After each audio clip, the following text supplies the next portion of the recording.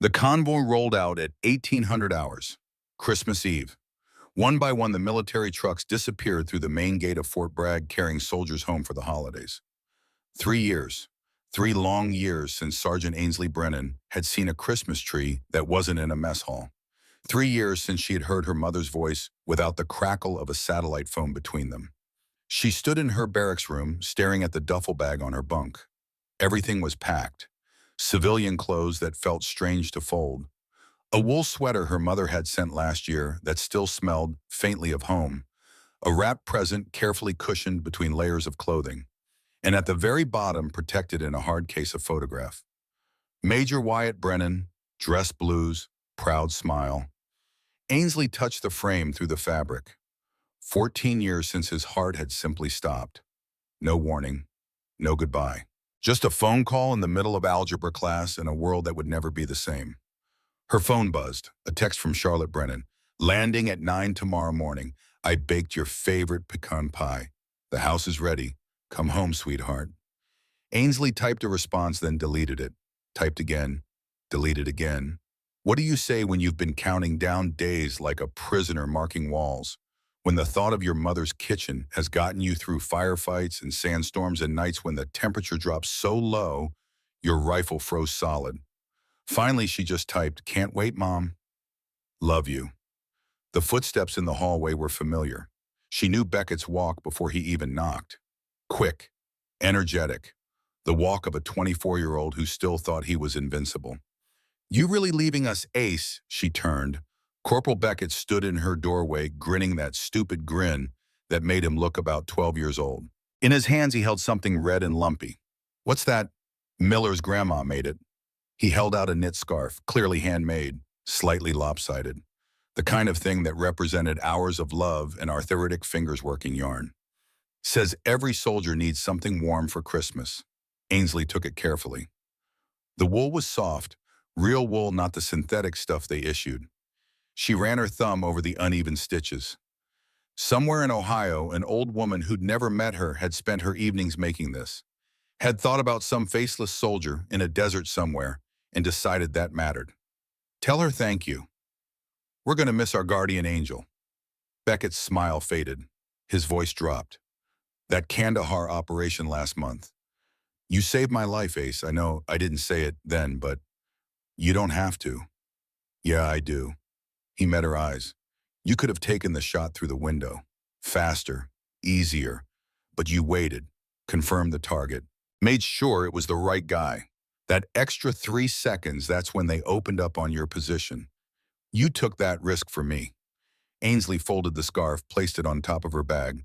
Just stay sharp while I'm gone, Beck. And for God's sake, stop dating the intelligence officer's daughter. He laughed. The sound followed him down the hallway, fading into the general hum of a military base on a holiday evening. Ainsley zipped her duffel, checked her tickets one more time. Commercial flight out of Fayetteville at 0600, 2 connections. She'd be at Charlotte's door by 1400. Home for Christmas dinner. The base had that particular stillness that comes before a holiday. Fewer vehicles moving, quieter voices in the mess hall. Even the wind seemed gentler, as if acknowledging that tonight warriors deserved rest. Ainsley walked toward the gate. Her boots crunched on gravel that was beginning to freeze. Above her, stars emerged through thinning clouds. She'd missed so many Christmases looking at these same stars from distant mountains, through rifle scopes, waiting for threats that might never come. The photograph in her duffel seemed to weigh more with each step. Her father had died on a Tuesday in March. No deployment, no heroic last stand, just a heart that decided it was done. The doctor said it was genetic, a defect no one had known about. Quick, painless. But for 14-year-old Ainsley sitting in the principal's office while her mother drove 3 hours to pick her up, it had been anything but painless. It had been the end of the world. She joined the Army at 18. Charlotte hadn't protested, she understood. Some people needed purpose, structure, something to fill the space that death carved out. The gate was 30 yards away. Beyond it, a civilian shuttle waited. The driver was reading something on his phone, waiting for the last few soldiers on leave. Ainsley could see the lights of Fayetteville in the distance. Civilization, normal life, the world where people worried about traffic and what to watch on Netflix and whether the turkey would be dry. Her phone buzzed again. Flight lands at 9:03 a.m. I'll be waiting at arrivals. I love you, Ainsley. Merry Christmas. She was typing her response when the world changed. The alarm shattered the evening like breaking glass. Deep, urgent, the kind of tone that every soldier recognized instantly. Not a drill, not a test. Real. Red lights began rotating on the command building. The lazy evening atmosphere evaporated. Boots thundered on pavement. Doors slammed. A Black Hawk lifted off from the rapid response pad, rotors screaming within 45 seconds of the first siren. Ainsley's hand tightened around her phone. She knew that sound. Emergency extraction. Someone was in deep trouble. The base-wide announcement crackled through speakers mounted on every building. All senior NCOs and officers to the TOC immediately. This is not a drill. Repeat, all senior personnel to the Tactical Operations Center now. For 5 seconds, Ainsley stood frozen between two worlds. The gate was right there. The shuttle driver had looked up from his phone confused. Beyond him, the road led to the airport, to her mother, to pecan pie in a guest room that Charlotte had probably checked 15 times to make sure everything was perfect. Then she heard the second announcement. Echo team is dark, multiple casualties, position overrun. We need immediate QRF deployment. Echo team, Captain Flynn Masterson's team. Ainsley turned away from the gate. The Tactical Operations Center was controlled chaos. Satellite feeds covered one wall showing grainy thermal imagery of mountainous terrain. Radio operators worked 3 frequencies simultaneously, their voices overlapping in a symphony of military jargon. Screens flickered with maps, coordinates, weather reports, intel briefs. Lieutenant Colonel Garrett Thorne stood at the center console. 62 years old, ramrod straight, face carved from stone. In the Gulf War, they'd called him the Desert Falcon. 217 confirmed kills in Operation Desert Storm. A legend among snipers. A ghost story whispered in training. Ainsley entered without knocking. Thorne glanced up, registered her presence, said nothing about the fact that she should have been off base already. His eyes, pale gray, held something she couldn't quite read. Echo engaged hostile forces at 1840 hours. He began without preamble. Other senior personnel filed in behind Ainsley. Special Forces operators, intelligence officers, the base commander. They were conducting reconnaissance on a suspected weapons cache in Devil's Canyon, Utah. Grid coordinates November 734.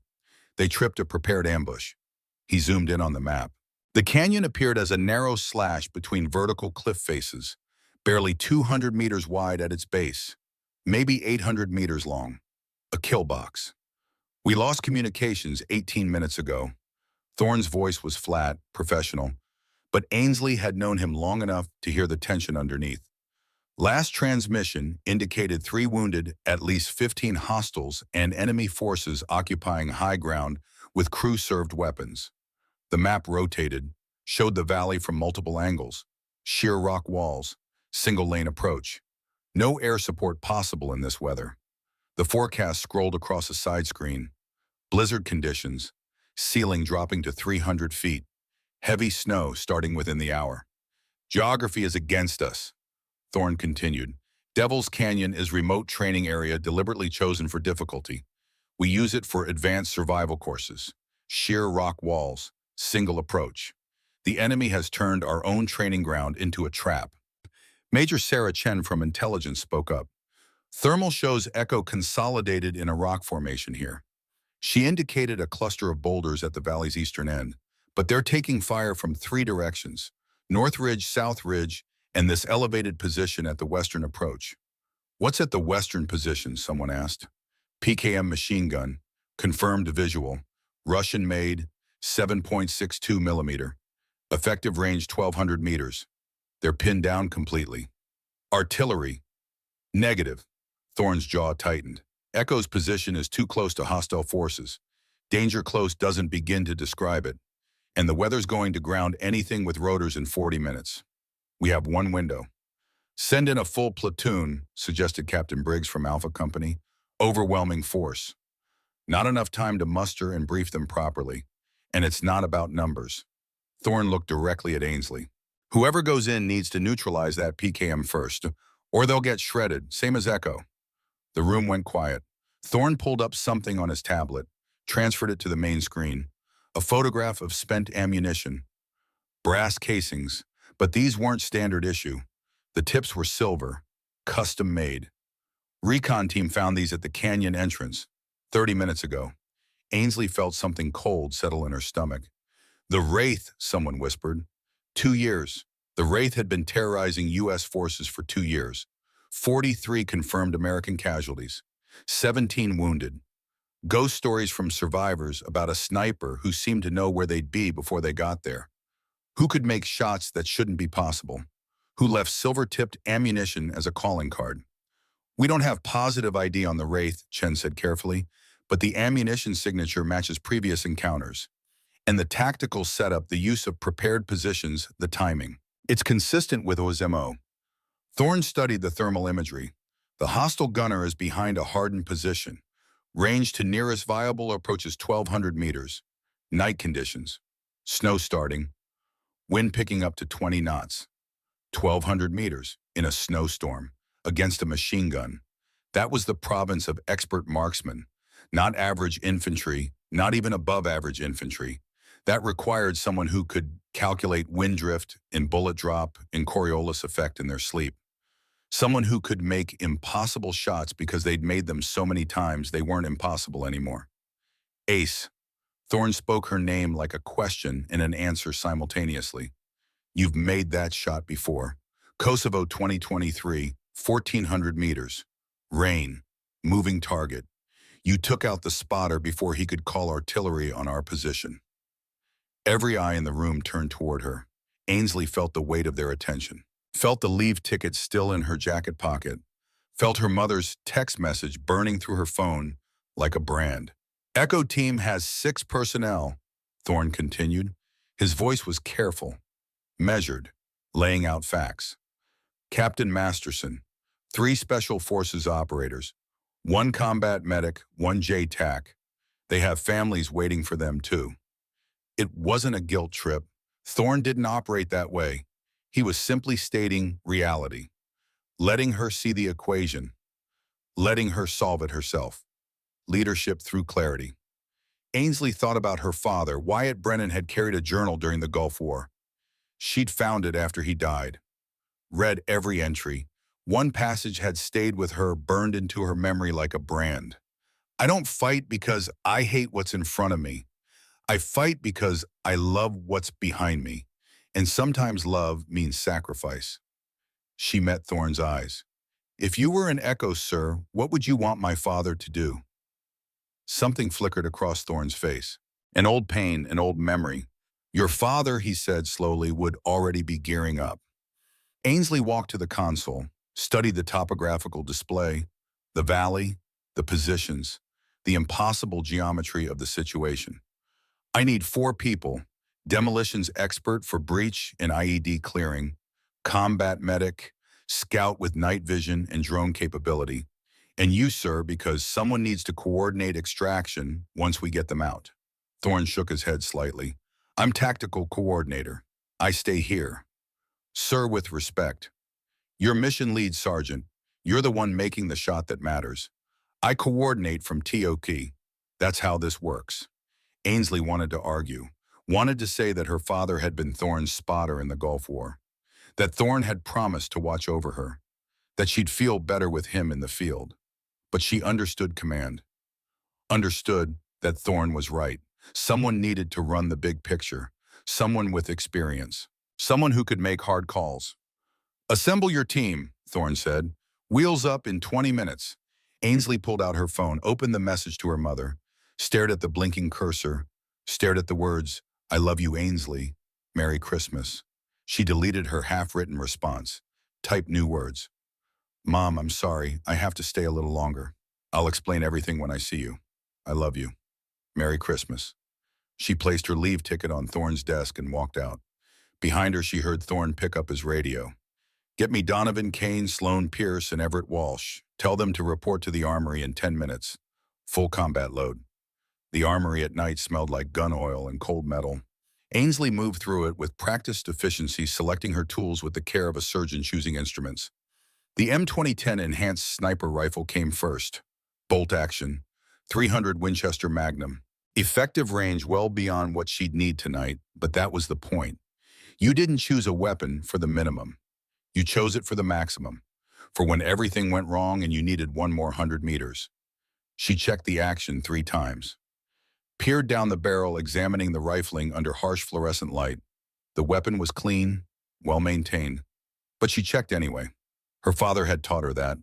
Trust but verify. Your life depends on this rifle. Make sure it knows that. The scope came next. 29 times magnification. Clip-on night vision with thermal overlay. She calibrated it against known distance targets on the range board, adjusted for temperature, for humidity, for the fact that cold air was denser and would affect bullet flight differently than summer heat.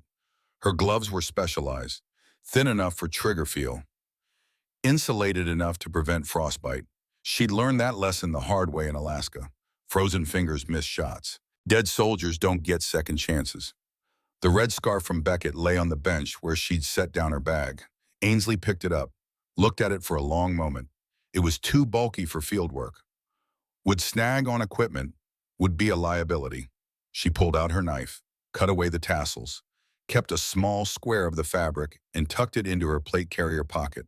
A reminder, a talisman, a piece of home in a place where home didn't exist. Rapid 6 assembled. She turned. 3 soldiers stood at attention. Staff Sergeant Donovan Kane, 34, Montana originally, face like weathered leather, hands that could disarm a bomb while eating a sandwich, calm under pressure, meticulous, the kind of man who checked his work 3 times and then checked it again because that's what kept people alive. Captain Sloan Pierce, 29, former emergency room nurse from Houston, joined the Army after her brother died in Afghanistan. She'd saved more lives in 4 years than most medics saw in 20. Had that particular intensity in her eyes that came from watching people die and deciding that wasn't acceptable.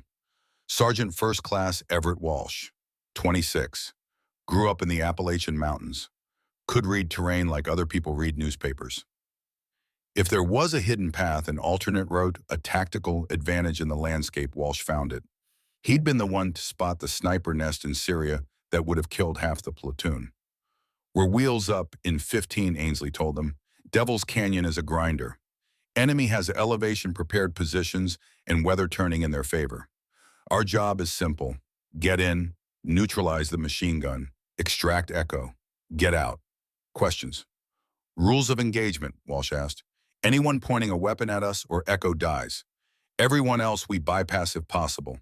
This is rescue, not revenge. Speed and precision. Kane held up a breaching charge. What about the approach? Intel shows mines along the southern route. You'll clear them. That's why you're here. Pierce checked her medical pack. Casualty estimates. Echo reported 3 wounded before they went dark. Expect worse by the time we arrive. Be ready for trauma. Thorne entered carrying a tablet. Weather update. Snow's coming faster than predicted. You have 35 minutes of viable flying time. Maybe 40. After that, we can't extract by air until dawn at earliest. Then we better work fast. Ainsley slung her rifle across her back. Let's move. The MH-60 Blackhawk waited on the pad rotors already turning. They climbed aboard. Ainsley took her position by the open door. As the helicopter lifted off, she watched the base fall away beneath them, lights dimming, becoming small, then tiny, then just a glow on the horizon. Kane leaned close to be heard over the rotor noise. You were supposed to be on leave. Yeah. Your mom know you're not coming. Yeah. He nodded slowly. Didn't push. After a moment, my wife's going to be pissed. 3rd Christmas in a row I've missed, but she gets it. She was Army too before the kids. Some things you just gotta do. The helicopter banked hard, heading northeast toward the mountains. Snow began to streak past the windows, individual flakes becoming visible in the instrument lights. The world outside was darkness and cold and the promise of violence. Ainsley checked her rifle one more time, then settled back and closed her eyes. Not sleeping, running through the shot in her mind. Wind correction, elevation, breath control. The fundamentals never changed. Distance changed. Weather changed. Targets changed. But the fundamentals were eternal. Breathe, focus, squeeze. Her father's voice in her head. Patient, calm. The voice of a man who'd made these same preparations 1,000 times. 20 minutes later, the pilot's voice crackled in their headsets. 2 minutes to LZ, going to be rough, wind's picking up. Ainsley opened her eyes. Below them, the mountains rose like broken teeth, snow-covered, treacherous. Somewhere down there, 6 soldiers were fighting for their lives. Somewhere down there, the Wraith was waiting. "Rapid 6 on me," she said into her radio. "We're bringing them home." The helicopter couldn't land. The terrain was too broken, the weather too severe. They fast-roped into a small clearing, half a kilometer from the canyon entrance, dropping through swirling snow into darkness that seemed absolute. The moment Ainsley's boots hit ground, she went to one knee, rifle up, scanning her sector through night vision. The world turned green and grainy. Movement became shapes. Shadows became potential threats. The others landed in sequence. Donovan, Sloan, Everett, each taking a position, establishing a defensive perimeter automatically. No words needed. They'd done this enough times that it was muscle memory. "Moving," Ainsley said quietly. They fell into formation, Walsh on point using his night vision to pick out the safest path, Kane second scanning for IEDs and mines, Pierce third with her medical gear, Ainsley at the rear rifle ready covering their 6. The approach to Devil's Canyon was exactly as hostile as the intelligence suggested. The ground rose gradually, covered in loose scree that shifted underfoot. Every step threatened to start a rock slide. Visibility dropped to maybe 60 meters in the snow. They moved slowly, deliberately. Speed would get them killed. Patience might get them home. 15 minutes in, Walsh held up a closed fist. Everyone froze. He knelt, examined something on the ground, carefully brushed away snow. Beneath it, barely visible, a wire. Trip wire. "IED," he whispered into his radio. "Probably connected to a mine or explosive. They've seeded the entire approach." Kane moved forward with his equipment, followed the wire with his eyes, then his hands, traced it to its source. A PMN-2 anti-personnel mine. Soviet-era design, still deadly effective. The kind of weapon that didn't care about politics or history. It just cared about pressure and physics. He worked in silence for 3 minutes, disconnecting the trigger mechanism, carefully lifting the mine, setting it aside. "Clear," he murmured, "but there will be more." They continued, found 2 more mines in the next 100 meters. Each time, Kane disarmed them while the others provided security. It was agonizingly slow work, every second ticking away from their extraction window. Every heartbeat another moment that Echo Team was under fire. Ainsley scanned the ridge lines with her scope, searched for movement. The thermal overlay showed several heat signatures on the northern ridge. Enemy personnel. 4, maybe 5. They weren't moving, just watching, waiting, confident in their position. Through the falling snow, she heard it. The distinctive crack, crack, crack of M4 rifle fire. American weapons echoing down the valley. Then the heavier sustained burst of a PKM machine gun, long hammering bursts that spoke of ammunition to spare and targets to suppress. "Echo's still engaged," Pierce said, relief evident in her voice. "For now," Ainsley responded, "but they're running low on ammunition, and one of their wounded is critical. We need to accelerate." Walsh pointed ahead. Valley entrance is 200 meters. Beyond that, it narrows to a choke point. Perfect kill zone. Ainsley studied the terrain through her scope, could see muzzle flashes from the machine gun position, there on the western ridge, exactly where intelligence had placed it, 1,200 meters away, maybe more. The gunner was firing in controlled bursts, disciplined, experienced. And then she saw something that made her blood run cold, a piece of spent brass lying on a rock near the entrance. Even in thermal view, she could see its distinctive shape. She directed Walsh to retrieve it. He crawled forward, grabbed it, crawled back, handed it to her. Silver-tipped, custom-made. She'd seen this ammunition once before, in a classified briefing about enemy combatants of interest. "It's the Wraith," she whispered. The radio went silent. Everyone knew that name, knew what it meant. The Wraith wasn't just deadly. He was personal. He hunted specific targets, studied them, learned their patterns and tactics. He didn't just want to win. He wanted to beat you at your own game. Ainsley keyed her radio. connected directly to Thorne back at the TOC. Colonel, we have confirmation, silver tip ammunition. The Wraith is here. Thorne's response was immediate. Does this change the mission? Ainsley looked toward the valley where Echo Team was still under fire, where Captain Masterson was running out of ammunition, where Hollis Graves was dying by inches. She thought about her father, about the passage in his journal, about love and sacrifice. No, sir. Mission unchanged. We get Echo out. But now I know what I'm really up against. Copy that, Ace. Be advised we've run the Wraith's known tactics against our database. There's a pattern. He targets rescue operations.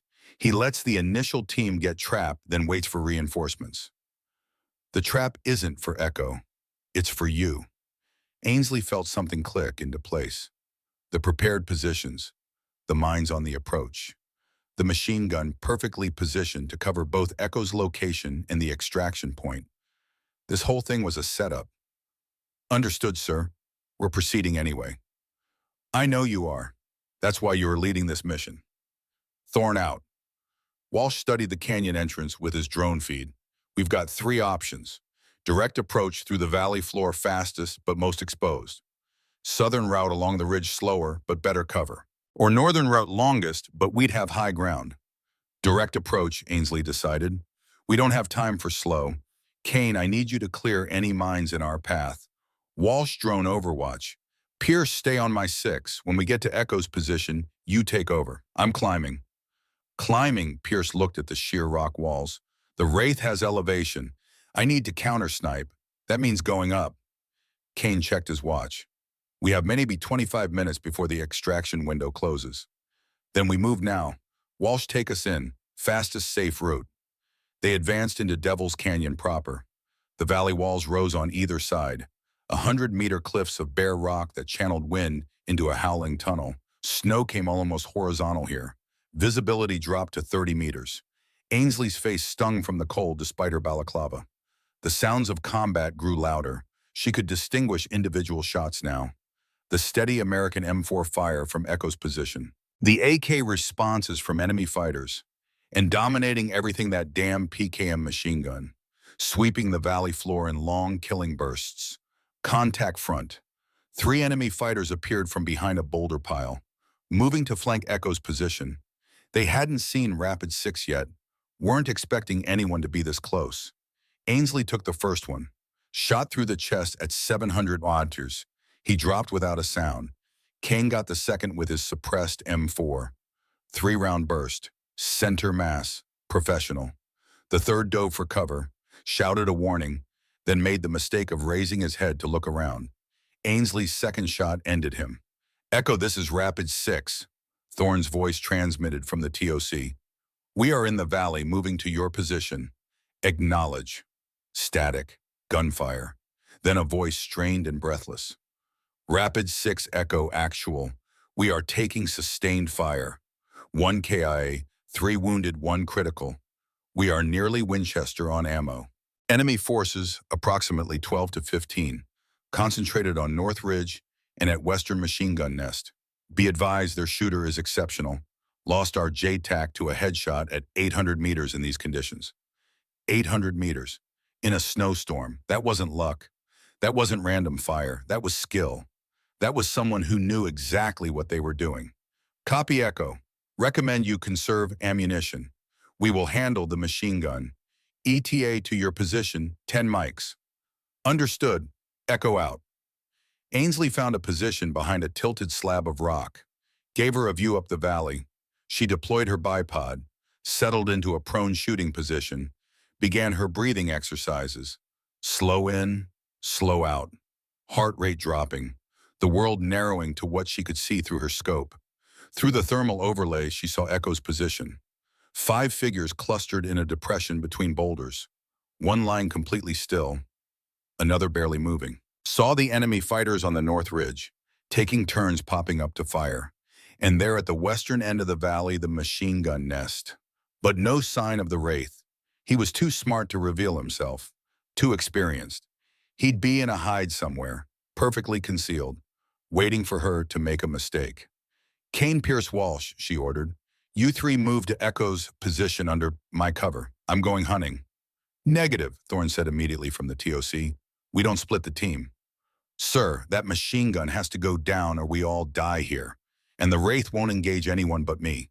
He wants this personal. So I'm going to give him what he wants, but on my terms. Silence on the radio. Then, you have 15 minutes. If you're not back by then, we extract without you. Roger that. Ainsley disconnected from the team frec and switched to a private channel. Her heart hammered. Her breath came fast despite her training. Because she knew what came next. She had to climb. Had to get elevation. Had to meet the Wraith on equal terms. And she had to do it in a blizzard on a sheer rock face with a sniper watching who knew exactly what she'd try. The western wall of Devil's Canyon wasn't truly vertical. There were cracks, ledges, places where rock falls had created something almost like stairs if you squinted and had a death wish. Ainsley began to climb. The rifle on her back threw off her balance. Snow accumulated in her gloves. 50 feet up she paused, shook out her hands, restored feeling to her fingers. Below her she heard the sharp crack of M4 fire as Kane, Pierce, and Walsh made their push toward Echo. The machine gun opened up immediately, tracers streaking through the darkness like angry hornets. But her team was moving smart, using cover, bounding from position to position. Good.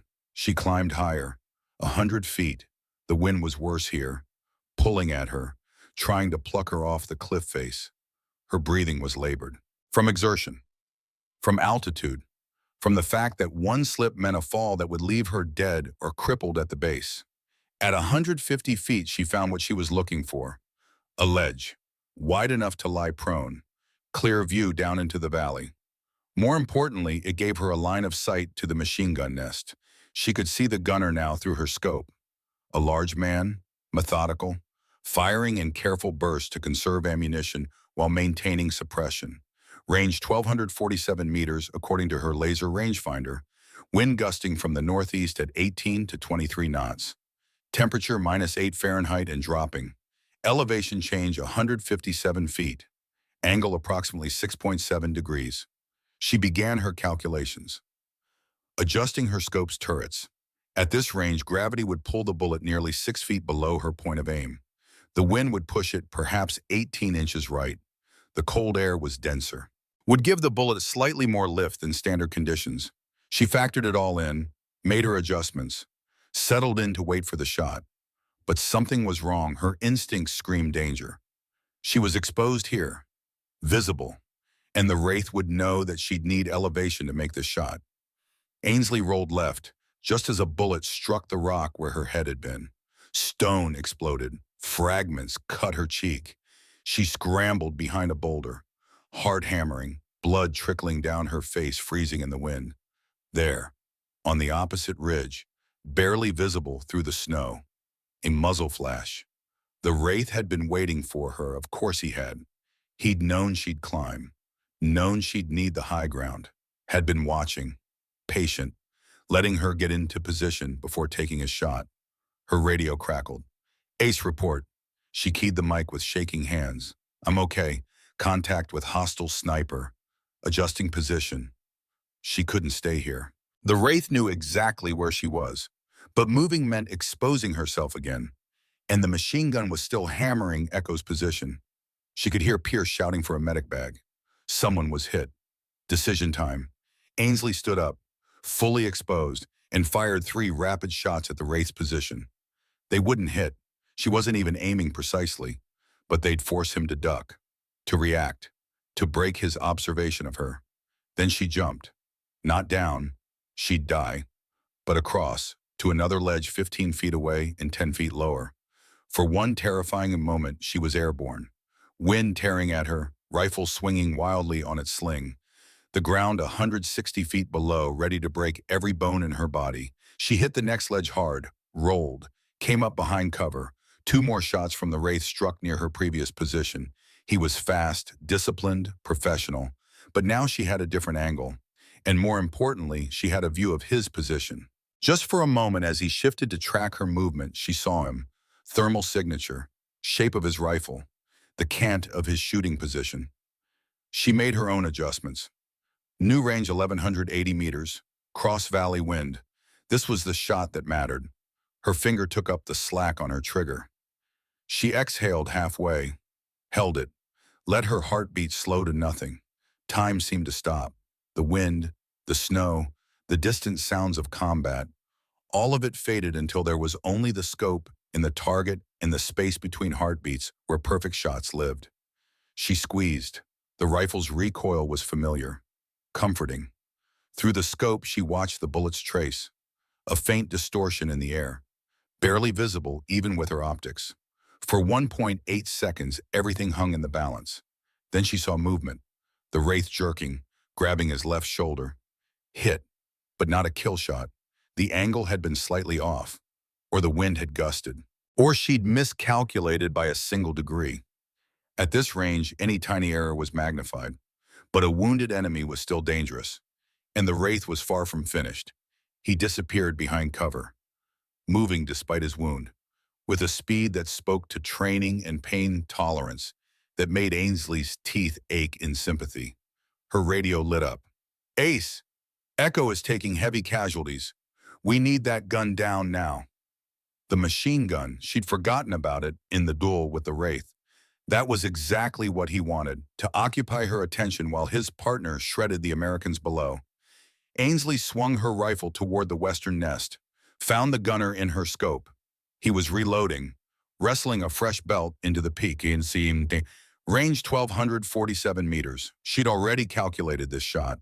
She fired. The gunner collapsed forward over his weapon, dead before he heard the shot. "Machine gun neutralized," she reported. Below, Kane and Walsh immediately advanced on Echo's position under suppressing fire from Pierce. They reached the trapped team in 30 seconds, beginning the process of casualty evacuation and fighting withdrawal. But Ainsley's fight wasn't over. Another bullet cracked past her, so close she felt its wake. The wraith had relocated, found a new position. He was shooting one-handed, using his rifle as best he could despite the shoulder wound. His shots were less precise than before, but less precise at this range still meant deadly. And now night had fully fallen. The snow was getting worse, and somewhere in this frozen hell, a wounded sniper wanted her dead. Ainsley checked her watch. 12 minutes until extraction window closed. 12 minutes to get down this cliff, to reach Echo Team, to get everyone to the LZ. 12 minutes to survive. She began her descent, moving recklessly fast, half climbing, half falling. Her hands were numb. Her cheek bled freely. The red scarf piece in her pocket seemed to burn through the fabric, a reminder of Beckett, of home, of the choice she'd made. At 50 feet up, her foot slipped on ice-covered rock. For one heart-stopping second, she slid toward the edge. Her hand shot out, grabbed an outcrop, bang, held on, pulled herself back from the drop. Focus. Can't think about the fall. Only the mission. 30 feet. 20. 10. Her boots hit valley floor. She ran toward the extraction point, where Rapid 6 and Echo Team were consolidated in a defensive perimeter. The Black Hawk was inbound. She could hear the rotors, audible even over the wind. Almost there, almost safe. Then she heard the voice, transmitted on her radio frequency, a voice she didn't recognize but somehow knew instantly. "Good shooting, Ace." The wraith's voice was rough, pain-filled, but there was something else in it. Respect, admiration. "Your father would be proud. Colonel Thorne trained us both well. Tell him for me. And then this isn't over. I'll see you again." The transmission cut off. Ainsley reached the team. They loaded the wounded. Masterson, Graves, 3 SF operators. The Black Hawk came in hard, skids barely touching ground. "Go, go, go." They climbed aboard. Ainsley last. As the helicopter lifted off, she looked back one final time. At the ridge where the wraith had been, a figure stood there, silhouetted against the snow. One arm hung useless, but he was alive, and he was watching, meeting her gaze across the distance, acknowledging her, respect between warriors. This round to her. But there would be others. The helicopter banked, cleared the valley walls, gunfire chased them, enemy forces on the ridges, firing in frustration and rage. But they were clear. Heading home, Ainsley closed her eyes, let herself breathe for the first time in what felt like hours. Her phone was in her pocket. Probably 15 missed calls from her mother. But right now, in this moment, she'd made the right choice. 8 people were going home for Christmas because she'd chosen to stay. The flight back lasted 23 minutes. 23 minutes of Sloan Pierce working frantically on Captain Masterson while the helicopter bucked through worsening weather. 23 minutes of watching Hollis Graves slip in and out of consciousness, his head wrapped in blood-soaked bandages, his lips moving soundlessly. Ainsley sat near the open-door rifle across her lap, watching the valley disappear behind them. The Wraith's final words echoed in her head. "Tell Colonel Thorne. Tell him we were both trained well." Who was he? How did he know her father? How did he know Thorne? The questions would have to wait. Right now, what mattered was the 6 people in this helicopter who were still breathing. 6 out of 7. One body lay in the cargo bay wrapped in a poncho liner. Someone had placed an American flag patch over the chest. She didn't ask who it was, didn't want to know yet. There would be time for names and grief later. The base appeared ahead. Emergency vehicles waited on the tarmac. The moment they touched down, organized chaos erupted. Medical teams swarmed the helicopter. Masterson was loaded onto a gurney first. Sloan still working on him, shouting vitals to the trauma surgeon jogging alongside. Then Graves, barely responsive. Head wound. The medic shook his head slightly as they lifted him. Not good, but alive. The 3 SF operators went next, walking wounded, limping, but their eyes were clear. They'd make it. Ainsley climbed out last. Her legs shook. The adrenaline was fading now, leaving behind exhaustion that felt like gravity had tripled. Kane appeared at her elbow, steadying her. "Easy, Ace, you're bleeding." She touched her face, felt the cut from the rock fragments. It had stopped bleeding during the flight, crusted over with dried blood. "It's nothing. Let them check you anyway."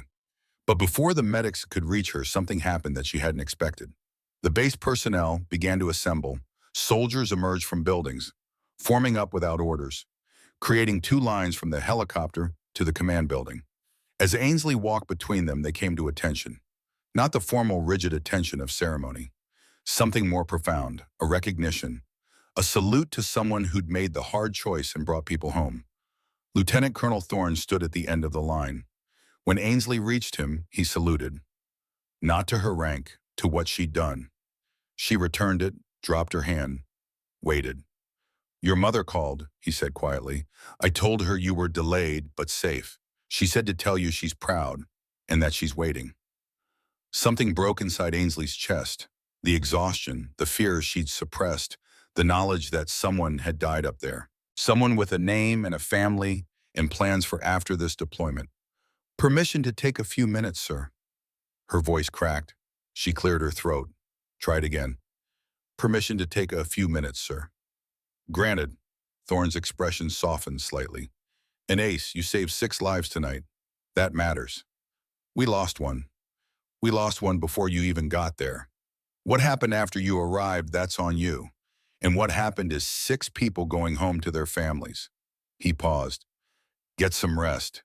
Debrief at 0800. Ainsley found an empty office in the operations building, sat in the darkness, just breathing. At some point, Pierce found her, brought coffee, sat beside her without speaking.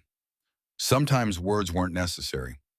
Around 0300, Ainsley's phone buzzed, a text from Charlotte. "I know you can't tell me what happened, but I know my daughter. Whatever you did, people are alive because of you. Come home when you can. I'll be here. I love you." Ainsley typed back with numb fingers. "I love you too, Mom. I'll be there soon. Promise." This time she meant it. Dawn came slowly to Fort Bragg, light seeping across the tarmac like cautious hope. Ainsley stood in the shower for 30 minutes, let hot water wash away the grime and blood and mountain cold, watched it circle the drain. Her hands shook slightly. Delayed stress response. Perfectly normal. Nothing to worry about. She told herself this repeatedly. By 0700, she was in the hospital wing. Checking on Echo Team, Masterson was in surgery. The doctors were cautiously optimistic. The SF operators were stable. Various wounds, but nothing life-threatening. Hollis Graves was in ICU. Ainsley stood outside his room. Through the window, she could see him, unconscious. Ventilator breathing for him, monitors beeping steady rhythms. head wrapped in white bandages that were somehow more terrible than the bloody ones had been. He's got a chance. Pierce appeared beside her, still in her combat uniform. Hadn't slept either, apparently. The bullet grazed his skull, didn't penetrate, but they're swelling.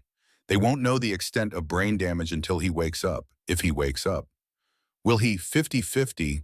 He's young, strong, but head trauma is unpredictable. They stood there for a moment, watching machines keep a 24-year-old Ishirsam. He said something, Pierce continued, before he lost consciousness again. On the helicopter. I wasn't sure if I heard right. What did he say? He said Dalton, and then something about bringing him home. Ainsley felt ice settle in her stomach. Who's Dalton? I don't know. I thought maybe you would. Before Ainsley could respond, Thorne's voice came over the intercom. Sergeant Brennan, report to TOC immediately. The Tactical Operations Center was different in daylight, less dramatic, more mundane, but the faces gathered around the table were deadly serious. Thorne, the base commander, Colonel Patricia Warren, Major Chen from Intelligence, and someone new, a man in civilian clothes with the bearing of someone who'd spent his life in hard places doing hard things. Sergeant Brennan, Warren gestured to a chair. Sit, you've earned it. Ainsley sat, hands on her knees, back straight. What you did last night was extraordinary, Warren continued. Against orders, you were supposed to be on leave, in terrible conditions. You led a team into hostile territory, neutralized a superior enemy force, and extracted 6 soldiers who would otherwise be dead. Captain Masterson will likely survive because of your actions. She paused. Do you understand the significance of that? I understand that someone didn't survive, ma'am. Warren's expression softened slightly. No, Staff Sergeant Derek Palmer didn't. He was killed before your team even arrived. Took a round through the throat in the initial ambush. There was nothing you could have done. The name hit Ainsley like a physical blow. Derek Palmer, 31, married, 2 kids. She'd met him once at a training exercise. Quiet guy, good soldier. His death will be investigated and documented, Warren said. But it's not on you. You can't save everyone, Sergeant. You can only do your best with the situation you're given. The civilian cleared his throat. I'm David Carlisle, Defense Intelligence Agency. I need to discuss the Wraith with you. Ainsley's attention sharpened. I thought he was a myth, Carlisle continued, or multiple shooters using the same signature. But after last night, I'm convinced it's one man. Can you confirm your engagement with him? She described everything. The silver-tipped ammunition, the way he'd anticipated her moves, the 2 hits she'd scored on him, the final moment when he'd spoken on her radio. Carlisle took notes on a tablet. And you're certain he survived? I saw him standing, wounded definitely, shoulder hit, but alive. Mobile. That's problematic. The Wraith has been a thorn in our side for 3 years. He's connected to at least 43 confirmed kills of American personnel. We'd very much like to apprehend him. He mentioned my father, Ainsley said, and Colonel Thorne. Said we were both trained well. Sir, do you know who he is? Thorne and Carlisle exchanged glances. We have a theory, Carlisle said carefully, but nothing confirmed. The Wraith's tactics suggest advanced training, Ranger School level or higher. His ability to predict American operational patterns indicates insider knowledge. And that comment about you and Thorne suggests a personal connection. He pulled up a file on the main screen. We've been cross-referencing soldiers who washed out of elite programs in the last 10 years. Soldiers who might have motivation to target U.S. forces. The list is shorter than you'd think. Ainsley studied the faces, dozens of them, men who'd tried and failed, who'd been sent home, who'd carried that failure like a brand. One face caught her attention. Young, maybe early 20s in the photo, square jaw, intense eyes, something familiar about the cheekbones. Him, she said. Who is he? Carlisle zoomed in. Dalton Graves, 28 years old at the time of this photo. That was 7 years ago. He'd be 35 now, washed out of Ranger School in 2018. Psychological evaluation flagged him for PTSD and anger management issues. Disappeared from our radar in 2020. Last known location was somewhere in Eastern Europe. Graves, the same last name as Hollis. Is he related to Sergeant Hollis Graves, the JTAC and Echo team? Carlisle's fingers flew over the tablet. Checking. Hollis Graves, 24, from Ohio. Family records show he has one sibling. Older brother, Dalton Graves, born 1990. The room went very quiet. The Wraith shot his own brother, someone whispered. Ainsley felt something cold and terrible unfold in her chest. Does Hollis know that his brother is the Wraith? Unknown, Carlisle said, but it would explain why Hollis requested assignment to Echo Team 6 months ago. He specifically asked for reconnaissance duties in areas where the Wraith had been active. He was looking for him, Ainsley said quietly. He was trying to find his brother. She stood up abruptly. I need to see Hollis, now. Sergeant, he's unconscious. I need to check something. Permission to access his personal effects. Thorne nodded. Granted. They found Hollis's gear in the equipment bay, still covered in snow and blood. His personal bag was there too. Standard issue, nothing remarkable, except for the notebook. Ainsley opened it, found pages of notes, dates, locations, patterns, all tracking reported Wraith sightings, and in the margins written in tight, desperate handwriting, "Where are you? I can help. Please come home." The last entry was dated 3 days ago. Echo Team deploying to Devil's Canyon for recon. Intel suggests Wraith activity in area. This might be my chance. If something happens, tell Dalton I'm sorry I couldn't save him. Tell him he's still my brother. Ainsley read it twice, 3 times, trying to process the implications. Hollis had known for months that his brother was the Wraith, had joined Echo Team specifically to find him, had walked into that valley knowing what might happen, and now he was in ICU with a bullet graze across his skull put there by the brother he was trying to save. Sir, she said to Thorne, the Wraith Dalton Graves, he didn't know Hollis was there. When I told him over the radio that Hollis was dying, he sounded shocked, devastated. Thorne's expression was unreadable. That may be true. It may also be manipulation. We can't know his intentions. But we can try to find out. He's wounded. He'll need medical attention. If we can track him, already on it, Carlisle interrupted. Every hospital and clinic within 200 miles is being monitored. But Dalton Graves is a professional. He'll have contingencies, extraction routes, safe houses. He closed his tablet. If we're going to catch him, we'll need bait, something he can't resist. Everyone looked at Ainsley. No, Thorne said immediately. Absolutely not. We are not using Sergeant Brennan as bait for a known killer.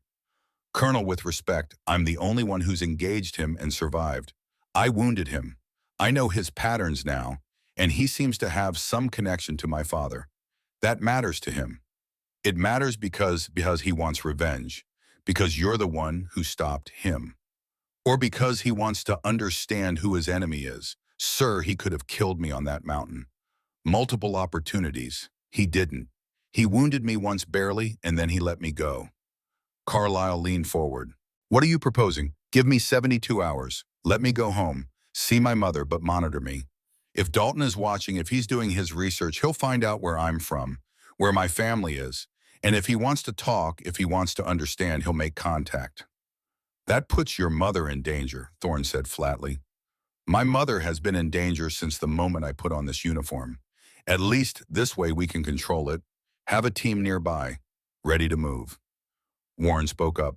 It's risky, but it might work. Dalton Graves has psychological issues, PTSD, and attachment problems. If he's fixated on Sergeant Brennan as some kind of worthy opponent, he might seek her out. And if he's fixated on her as a target, Thorne demanded, then we'll be ready, Carlisle said. Full surveillance, protection detail.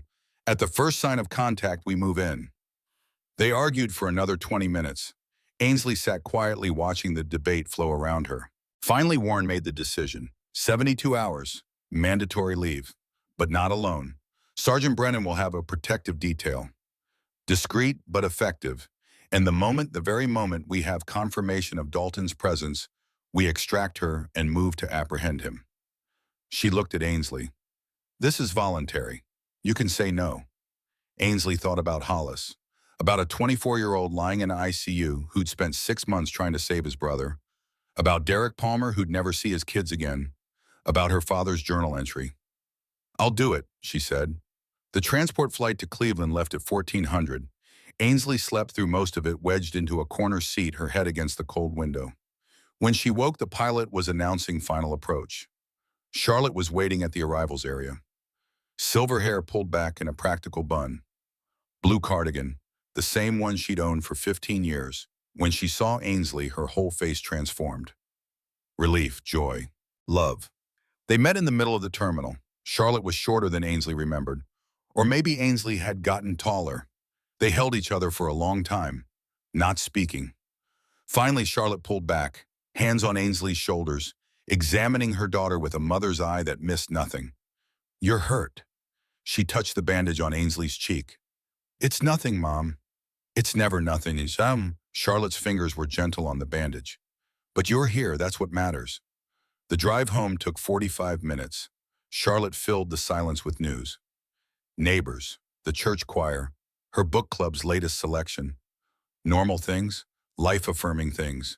The ordinary miracle of a world that kept turning even when other parts of it were burning. Ainsley let the words wash over her. Watch the familiar landscape pass outside the window. The same streets she'd walked as a kid. The same houses. The same trees bare now in winter, but still standing. Nothing had changed. Everything had changed. Their house looked exactly as she remembered. Small ranch style, Christmas lights along the gutters, wreath on the door. Inside, everything was familiar. The worn couch, the photographs on the mantel, the smell of cinnamon and pine. A small Christmas tree stood in the corner, decorated with ornaments Ainsley had made as a child. Paper snowflakes, popsicle stick reindeer, a clay angel with one wing slightly crooked. Underneath it, several wrapped presents. "I know it's late," Charlotte said, "but we can still have Christmas dinner. I kept everything warm." They ate ham and roasted vegetables and fresh rolls. Charlotte asked no questions about where Ainsley had been or what she'd done. The military had taught her long ago that some things couldn't be discussed. Instead, they talked about normal things, the garden plans for spring, the new coffee shop downtown. A funny story about the neighbor's cat that kept getting into the basement. After dinner, they exchanged gifts. Charlotte gave Ainsley a new winter coat. Practical, warm, perfect. Ainsley gave her mother a photo album she'd been assembling for months, filled with pictures from her deployments. Nothing classified, just landscapes, sunsets, moments of quiet beauty from around the world. "So you remember," Ainsley explained, "that I see beautiful things too.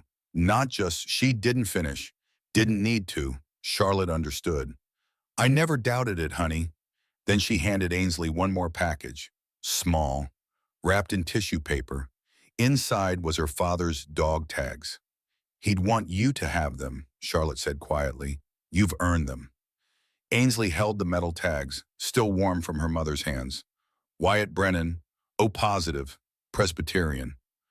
"Mom, you did something, didn't you? Something important. I can see it in your eyes."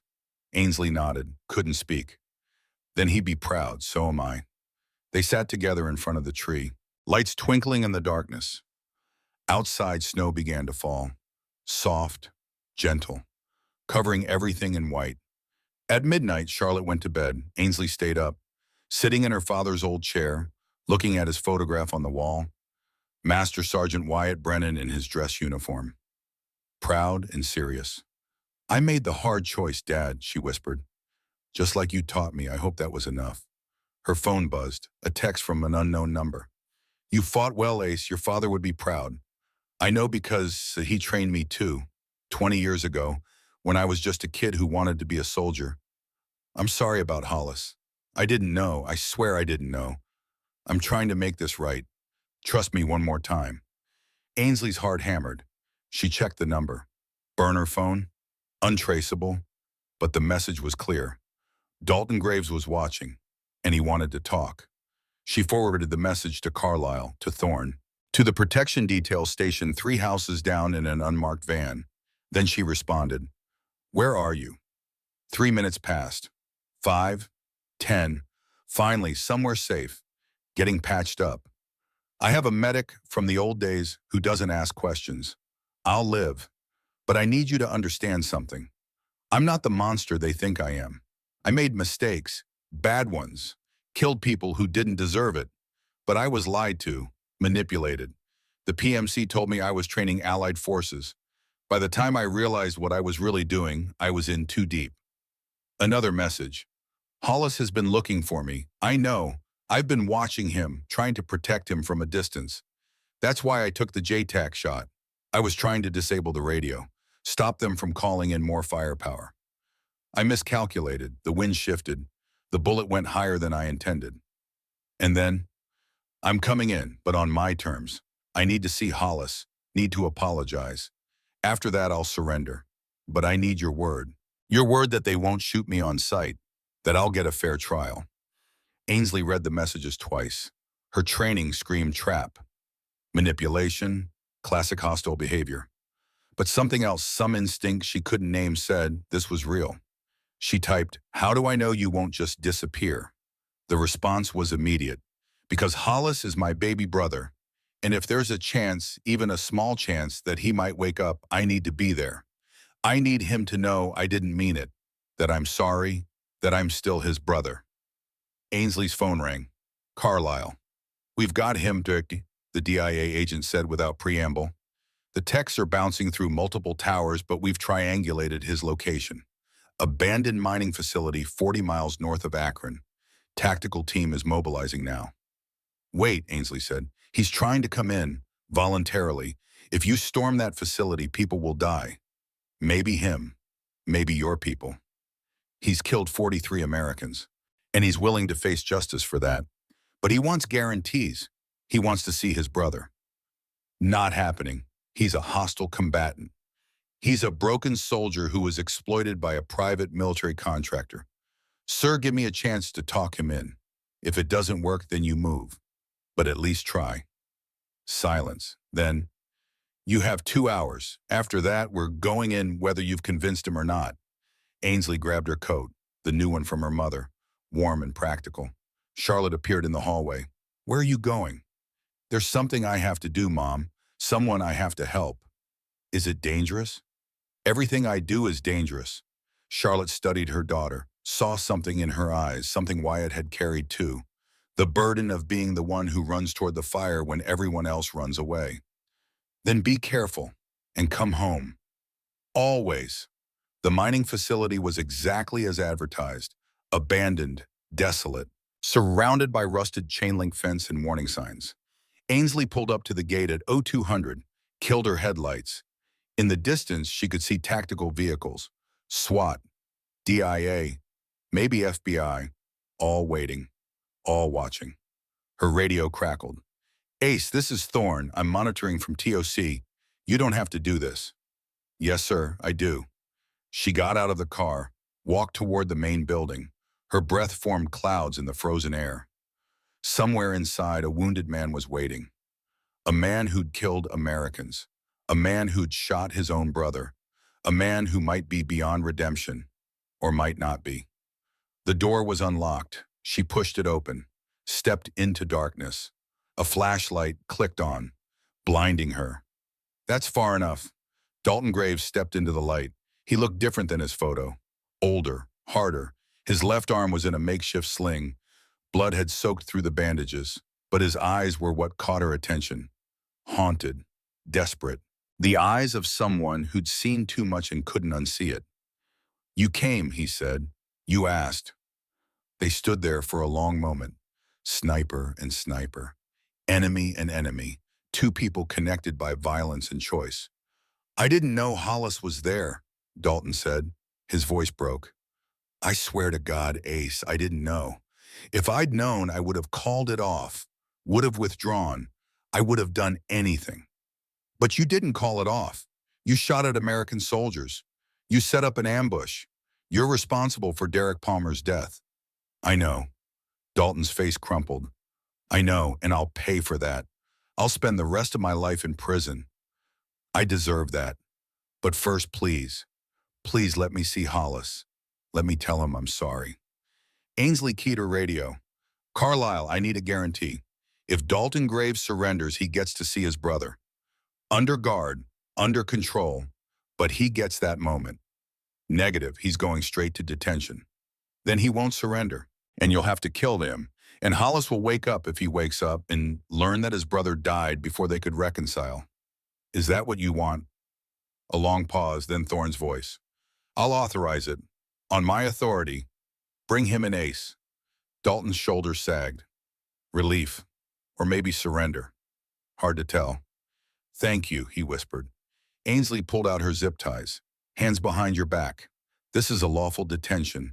You have the right to remain silent. I know my rights. I waive them. I'll cooperate fully. She secured his hands, led him outside. The tactical team swarmed immediately. Weapons up, shouting. Dalton went to his knees without resistance. As they loaded him into an armored vehicle, he looked back at Ainsley. You're better than your father, he said. Thorne was right about that. Better than all of us. The vehicle door slammed, locked, pulled away into the night. Ainsley stood in the snow, watching it disappear.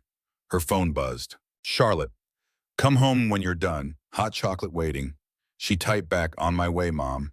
But first she had one more stop to make. The hospital was quiet at 0300. Ainsley badged her way through security.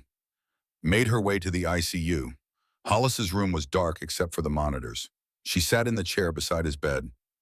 Watched his chest rise and fall. The ventilator doing the work his body couldn't quite manage yet. I found him. She said quietly. Your brother, he's alive. Wounded but alive. And he's coming to see you. He wanted you to know. He didn't mean to hurt you. He didn't know you were there. The monitors beeped their steady rhythm.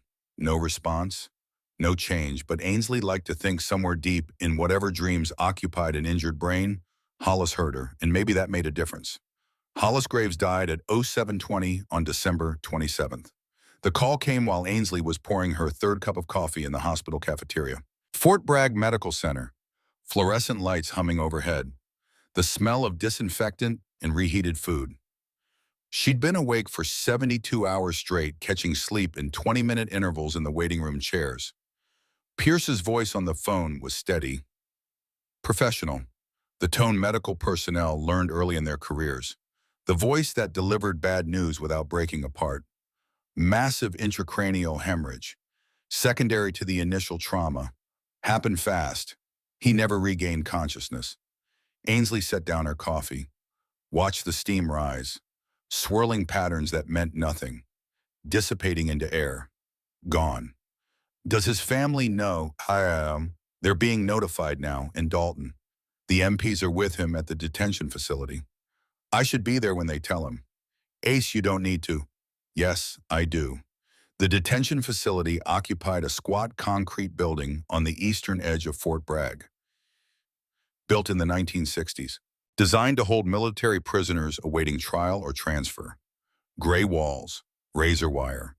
The kind of place that stripped away pretense and left only brutal function. 2 military police officers flanked the entrance. They knew Ainsley by sight now, nodded her through without checking identification. Inside, the air was colder, institutional, smelled like concrete and fear, and the particular desperation of men in cages. The interview room had one-way glass. Ainsley stood on the observation side, watched through the mirror as Chaplain Michael Warner sat across from Dalton Graves. Warner was 61, career Army, had delivered death notifications in 17 countries, Afghanistan, Iraq, Somalia, Germany, when car accidents took soldiers far from combat. He'd learned to speak the words with compassion but without false hope, to acknowledge grief without trying to erase it. Dalton sat motionless, still wearing blood-stained fatigues from the mining facility extraction. They hadn't processed him fully yet, hadn't given him prison clothes or a shower or anything resembling comfort. His left arm remained in a sling, bandages visible beneath the torn sleeve. Warner spoke quietly. Ainsley couldn't hear through the glass, but she watched Dalton's face, saw the exact moment comprehension arrived. Not shock, not disbelief, just a terrible, bottomless recognition. Then he folded, not slowly, not dramatically, just collapsed forward onto the table, handcuffs clanking against metal. The sound that came from his throat wasn't crying, wasn't screaming, it was something older than language. The noise a soul made when the last tether to humanity snapped clean through. Warner's hand found Dalton's shoulder, held on, let him break. Colonel Thorne stood beside Ainsley in the observation room. Neither spoke. What was there to say? A 24-year-old kid was dead. His brother had put the bullet in him. Accidentally, unknowingly, but the result was the same. After 10 minutes, Dalton straightened, wiped his face with his one functioning hand, composed himself with that terrible military discipline that lets soldiers function when their world was ending. His voice came through the speaker, hoarse, raw. "Can I see him just once? Please, I need to say goodbye." Warner looked toward the glass, toward where he knew observers were watching. The decision wasn't his to make. Carlisle from the Defense Intelligence Agency stood in the corner. He shook his head immediately. "Absolutely not. He's a hostile prisoner. We don't grant favors to enemy combatants." "He's a soldier who made terrible mistakes," Thorne said quietly, "and his brother is dead because of him. That's punishment enough without denying him basic humanity. Protocol states, I don't give a damn about protocol right now." Thorne's voice carried the weight of 4 decades in uniform. "That boy spent 6 months trying to save his brother. Died trying. The least we can do is let them have one final moment. And if he tries to escape, if this is some elaborate—" "Look at him." Ainsley spoke for the first time. "Does that look like a man planning escape? He's broken. He just wants to say goodbye to his baby brother. We can grant that much mercy." Carlisle studied her, calculating, weighing operational security against optics, against the simple human reality of grief. 5 minutes, he finally said. "Full security detail. Hands stay cuffed. Any wrong move, and we shut it down." They transported Dalton to the hospital morgue at 0900. 4 MPs, full shackles, hands cuffed to a waist chain, ankles hobbled, as if a man whose soul had been torn out might suddenly become dangerous. The morgue was in the basement. White tile, stainless steel, the smell of chemicals attempting to mask the reality of death. Hollis lay on a table beneath a white sheet. Someone had cleaned him, removed the blood and bandages, made him look almost peaceful in the way that morticians did. The illusion that death was just deep sleep. Warner pulled back the sheet slowly, revealed Hollis's face. Young, unmarked except for the pale line where the bullet had grazed. In another universe, a universe where wind gusted differently, or Dalton's finger pulled the trigger a millisecond later, that bullet would have missed entirely.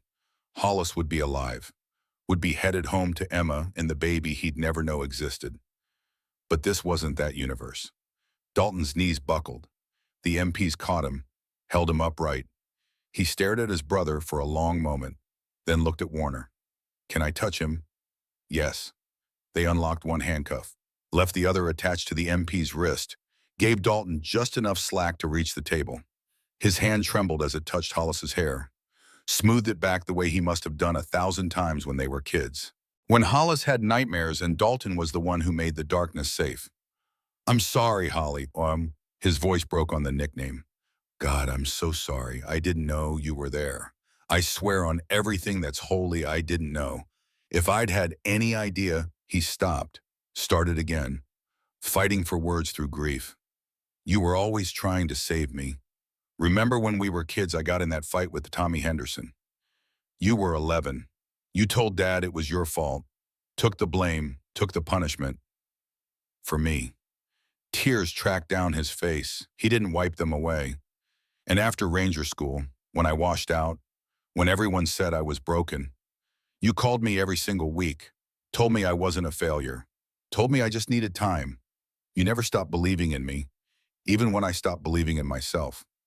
He leaned closer, whispered something Ainsley couldn't hear, something private, between brothers, a final confession or apology or promise. Then he kissed Hollis's forehead, the way their mother probably had when they were small, the gesture achingly gentle. "I love you, little brother. I'm sorry I couldn't be what you needed me to be." He straightened, nodded to the MPs. "I'm ready." They led him toward the door. At the threshold, Dalton looked back one final time, memorizing, saying goodbye to more than just his brother, to the last piece of himself that had been worth saving. "Take care of him," he said to Warner. "He deserves honor, respect, everything I threw away." "We will. You have my word." The door closed, locked, left Ainsley and Warner standing with the dead. "He's not evil," Warner said quietly, "just broken. There's a difference, Adeb. I know. Does it matter in the end? Ainsley looked at Hollis. 24 years old, full of promise and courage and love for a brother who'd lost his way. Yes, she said, it matters. Because if we can't tell the difference between broken and evil, we lose something essential. We become what we're fighting against. The court-martial convened January 3rd, military courtroom, Fort Bragg, judges in uniform, flags behind the bench, the machinery of military justice grinding forward with procedural precision. Dalton pled guilty to every charge, 43 counts of murder, 17 counts of attempted murder, treason, conspiracy. The list stretched across multiple pages. He sat motionless through the reading, refused legal representation, refused to mount any defense, just accepted responsibility with the same empty composure he'd shown since Hollis died. The prosecution was surgical. They showed photographs of the dead, American soldiers, young men with families and futures, dreams cut short by a sniper's bullet. They played testimony from survivors, men who'd watched their friends die, who carried physical and psychological scars that would never fully heal.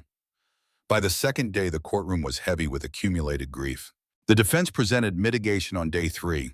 Medical experts testified about PTSD, showed documentation of Dalton's psychological evaluation, the red flags that had been noted and ignored, the discharge that had left him vulnerable to exploitation. They showed contracts from the private military contractor, emails proving Dalton had been told he was training Allied forces, evidence that he'd been deliberately misled about the true nature of his work until extracting himself would have meant certain death. It didn't excuse his actions. Nothing could. But it provided context, showed how a good soldier could break when the system failed him. On day 4, they called Ainsley. She wore dress blues, sat in the witness box, raised her right hand and swore to tell the truth, looked at Dalton across the courtroom. He kept his eyes down, couldn't or wouldn't meet her gaze. The prosecutor approached. Captain James Mitchell, career JAG officer, sharp and methodical. Sergeant Brennan, you engaged the defendant in combat on December 24th. Correct. Yes, sir. And during that engagement, the defendant attempted to kill you on multiple occasions. He fired in my direction. Yes, sir. But he missed every time. Why do you think that is? Ainsley chose her words carefully. The defendant is an expert marksman, one of the best I've encountered. If he'd wanted me dead, I would be. The fact that I'm sitting here suggests his intent was something other than lethal. Mitchell's eyes narrowed. Are you suggesting he deliberately missed? I'm suggesting that at extreme range, in adverse conditions, even expert shooters can miss. But I'm also suggesting that the pattern of near misses is statistically unlikely to be purely accidental. So he was toying with you. Or he was conflicted. I can't speak to his mental state, only to the observable facts. Mitchell moved on, asked about the extraction, the radio communication. Dalton's claim of not knowing Hollis was present. Do you believe him? Yes, sir, I do. Based on what evidence? Based on his reaction when I told him. Based on the fact that he immediately switched sides and helped us extract. Based on the fact that he killed members of his own team to protect American soldiers. Based on his voluntary surrender when he could have disappeared. Or based on successful manipulation, using your compassion as a weapon. The defense attorney objected. The judge sustained. But the question hung in the air. Was Dalton genuinely remorseful? Or was this elaborate theater designed to reduce his sentence? The defense's examination was gentler. They asked about the connections between Ainsley's father, Colonel Thorne, and Dalton, about the lineage of training, the traditions passed down through generations of snipers. You and the defendant share a common foundation, the attorney said, both trained by Colonel Thorne, both taught the same principles. Do you believe those principles include the murder of fellow Americans? No, those principles include precision, discipline, understanding that every shot has consequences. The defendant lost sight of those principles, but I believe he's trying to find his way back. Based on what? Based on the fact that he's sitting here, accepting responsibility, facing justice. That takes a kind of courage, a broken kind, but courage nonetheless. Dalton looked up then, met her eyes for the first time, mouthed 2 words that only she could see. Thank you. Colonel Thorne testified on day 5. 62 years old, straight-backed, a living legend who commanded attention simply by existing. I trained Dalton Graves 17 years ago, he said. His voice filled the courtroom without effort. He was 19, gifted, natural talent I see maybe once in a decade, but troubled, carried anger from childhood trauma. His father died when he was young, left a hole he tried to fill with achievement. And did you recommend him for Ranger School? I did, against my better judgment. He had the skills, but I noted in my evaluation that he needed psychological support, that he was at risk for breakdown under stress. And was that support provided? No, it was not. The courtroom stirred. Thorne continued without prompting. The military is exceptional at training torturers. We're less exceptional at caring for them when they break. Dalton Graves broke, and instead of helping him heal, we discharged him and sent him into the world with his skills and his trauma and no support structure. What happened after that, some portion of responsibility belongs to us. The prosecutor stood. Are you excusing his actions, Colonel? Absolutely not. Dalton Graves is responsible for every life he took, every family he destroyed, every widow and orphan his actions created. But I'm saying we're also responsible for failing him, for failing every soldier who comes back broken and finds nothing waiting but bureaucracy and broken promises. He turned, looked directly at Dalton, his expression unreadable. You dishonored everything I taught you, everything your father would have wanted for you, and you'll pay for that dishonor with the rest of your life. But I want you to know something. I failed you too, failed to see how badly you were struggling, failed to fight harder for the support you needed. I'm sorry for that failure. It doesn't change what you did, but it's true nonetheless. Dalton's face crumpled. He pressed his cuffed hands to his eyes, shoulders shaking. The judge called a recess. The verdict came down January 7th. Guilty on all counts. No one had expected otherwise. The sentence was what mattered. Judge Colonel Sandra Mitchell was 56, career military attorney, had presided over dozens of courts-martial. Her reputation was for fairness, tempered with appropriate severity. Dalton Graves. Her voice carried the weight of institutional authority. You have committed acts of profound evil, taken lives that cannot be restored, caused suffering that will echo through generations. By any measure of justice, you deserve execution. She paused, let the words settle. However, this court has considered the totality of circumstances. Your PTSD, the military's failure to provide adequate mental health support, your exploitation by unscrupulous contractors, your cooperation with authorities, your genuine remorse, and the testimony regarding your actions during the extraction operation. Another pause. The courtroom held its breath. The sentence is as follows. Life imprisonment, military correctional facility. No possibility of parole for 20 years. After 20 years, you may petition for sentence review. That petition will be evaluated based on your conduct, your rehabilitation efforts, and the recommendation of prison officials. She leaned forward, made sure Dalton was looking at her. Understand this clearly. You will never be free in the way you were. This burden is yours forever. That is both punishment and penance. Do you understand, Basanabakim? Yes, Your Honor. Dalton's voice was barely audible. Does the defendant wish to make a statement? He stood, turned to face the courtroom, faced the families who'd come to watch, the survivors who needed to see him held accountable, faced Ainsley and Thorne and everyone whose lives he'd touched with violence.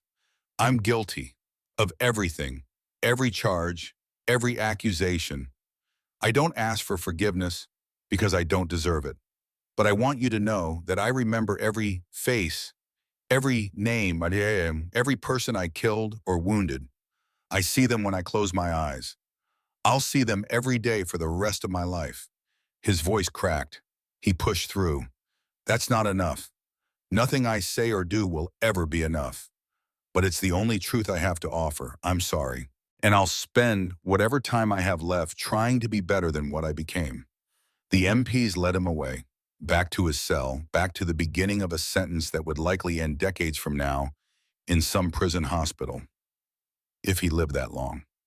Hollis Graves was buried with full military honors at Arlington National Cemetery on January 10th.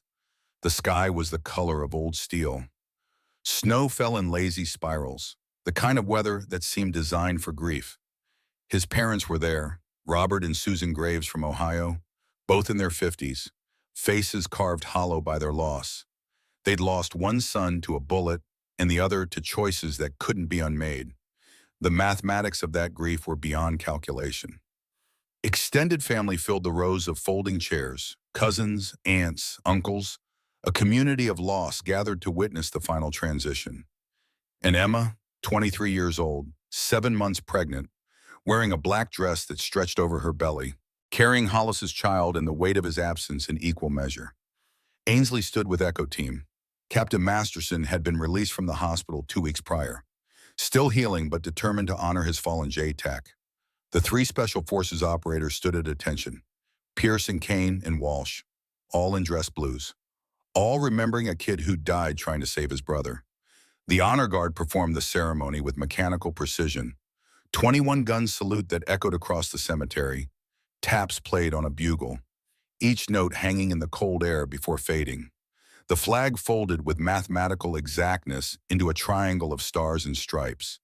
The officer approached Emma, knelt, presented the flag with words that had been spoken at thousands of graves, that never got easier to hear.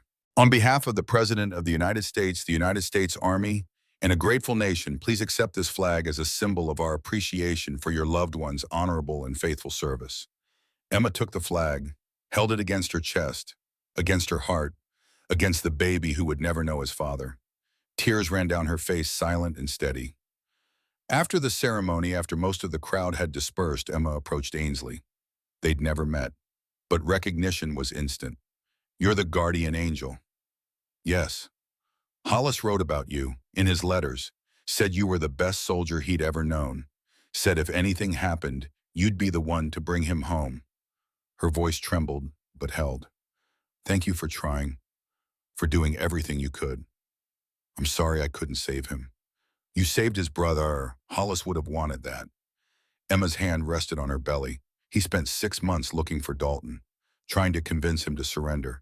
In a way, you finished what Hollis started. She pulled an envelope from her coat. He wrote this before the mission, December 20th, asked me to give it to you if something happened. Ainsley took the letter, her name written in neat block letters across the front. There's something else you should know, Emma continued.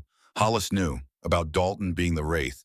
He'd known for months. That's why he joined Echo Team. He was trying to find his brother, to bring him home. I know. I found his notebook. Then you understand. He knew the risks, accepted them, because that's what brothers do. Her eyes met Ainsley's, clear despite the tears. I'm naming the baby Hollis, after his father, and his middle name will be Dalton, after his uncle, because Hollis believed in second chances, believed that people were worth saving even when they'd lost their way. She touched Ainsley's arm. Thank you for believing that too. Emma walked away, rejoined Hollis's parents, became part of the circle of family that would carry each other through this grief. Ainsley stood alone at the grave.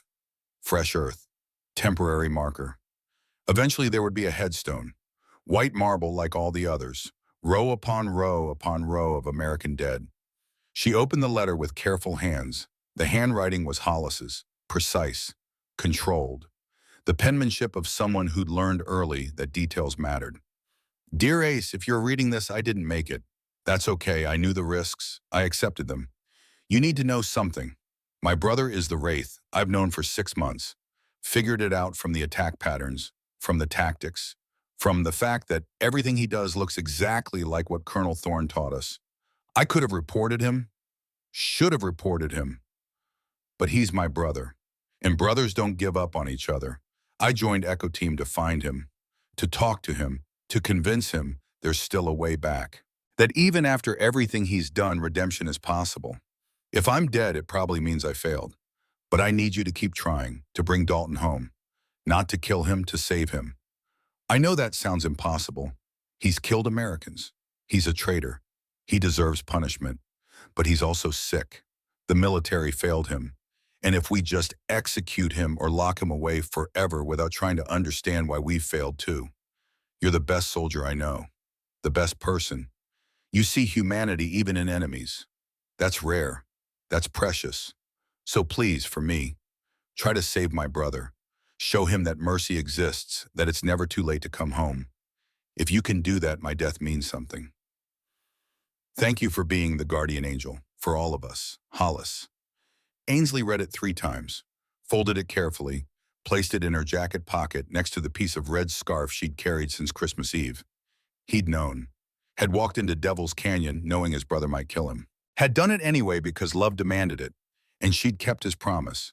Had brought Dalton home. Not to freedom, not to forgiveness, but to accountability. To the possibility that in 20 years a broken man might find a path to something resembling peace. It wasn't the ending Hollis had hoped for, but it was something. Charlotte was waiting at Cleveland Airport. Same blue cardigan, same patient expression. When Ainsley emerged from the terminal, Charlotte opened her arms without questions. They held each other for a long time. Mother and daughter, connected by blood and choice, and the understanding that some burdens couldn't be explained, only shared. "Come home," Charlotte said. "I made your favorite." The drive was quiet. Charlotte didn't ask about Arlington or the trial or the weight Ainsley carried. She just held her daughter's hand and drove through familiar streets toward the house where childhood memories still lived. Inside, everything was exactly as Ainsley remembered. The worn couch, the photographs on the mantel, her father's face forever frozen at 42, forever young, forever in uniform. They ate pecan pie, drank hot chocolate made the old way with real chocolate and whole milk, sat by the Christmas tree that Charlotte had kept lit every night since December 24th. "I couldn't save him, Mom." The words came unbidden. "Hollis died, and nothing I did made any difference." "But you tried. That's what matters." Is trying enough when someone dies anyway?" Charlotte set down her mug, looked at her daughter with eyes that had seen their own share of loss. "Your father used to ask me that, after missions that went wrong, after soldiers died despite his best efforts. He'd sit in that chair and ask if trying was enough." "What did you tell him?" "I told him that the trying is all we have, that success and failure are sometimes beyond our control. But effort, intention showing up even when it's hard, that's the part we can control. And that matters. Always." Ainsley leaned into her mother's shoulder. Let herself be small for a moment. Let someone else carry the weight. "I brought his brother home. Dalton. The one who shot him. I brought him in alive. Made sure he faced justice instead of getting killed. Was that right? Hollis wanted me to save him. But 43 Americans are dead because of what Dalton did. And one broken man gets a chance at redemption instead of execution. That's what Hollis wanted. You honored his last wish. That took courage. It took mercy. I'm not sure that's the same thing." "No, it's better." Charlotte kissed her daughter's hair. "Courage is easy when the answer is clear. Mercy is what we show when the answer is complicated. When justice and compassion pull in different directions, that's the harder choice, the one that matters more." They sat together until the fire burned low, until exhaustion finally claimed Ainsley, and she slept in her mother's arms the way she hadn't since childhood. 3 weeks later, Ainsley reported back to Fort Bragg, found Colonel Thorne waiting in his office with unexpected news. Promotion came through. Sergeant First Class Ainsley Brennan. He slid the papers across his desk. "Congratulations." "Thank you, sir." "There's more. New assignment. Sniper instructor. Training the next generation." Ainsley blinked. "Sir, I'm not ready to stop operational work." "You're not stopping. You're evolving. The best warriors don't just fight. They teach. They pass on what they have learned so the next generation doesn't have to learn it through blood." He pulled out a roster. "Your first class starts Monday. 12 recruits, including 4 women." 4. The world is changing. When I started, they said women couldn't be snipers. Too emotional, too weak. Then your father's generation proved them wrong. Then you. Now you're the benchmark, the best I've ever trained. Time to share that knowledge. Ainsley studied the roster. Young faces, eager, determined. The same expression she'd probably worn at their age. "I'll do it." "I know you will. One more thing." Thorne's expression shifted, became something more personal. "I visited Dalton last week at the prison." "How is he?" "Surviving. They have him teaching other inmates, basic education, he's good at it, patient, clear. Turns out the same skills that made him a good sniper make him a decent teacher. Did he ask about me? He did. Wanted to know if you were okay, if the weight of everything was crushing you. What did you tell him?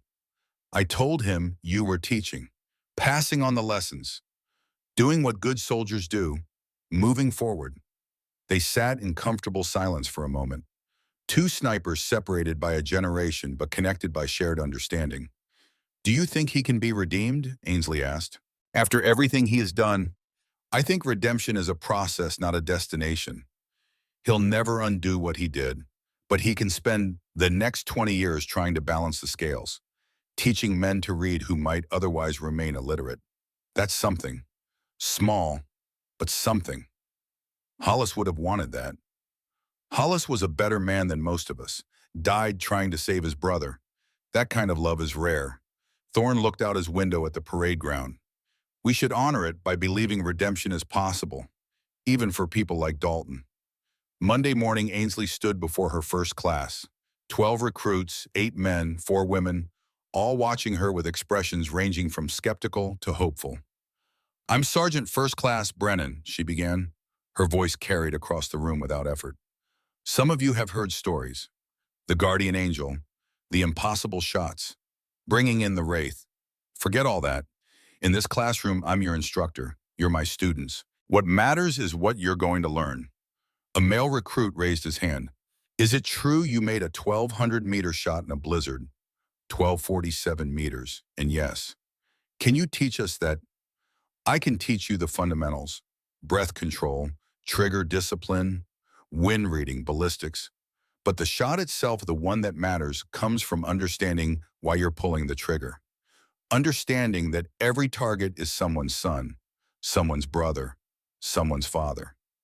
She walked along the front row, made eye contact with each recruit. I can't teach you how to live with taking a life. That's personal, individual. But I can teach you how to make the shot clean, how to minimize suffering, how to be professionals even when the work is terrible. A female recruit spoke up. What about mercy? Is that part of the curriculum? Ainsley stopped, thought about Hollis, about Dalton, about the letter she still carried. Yes, mercy is part of it.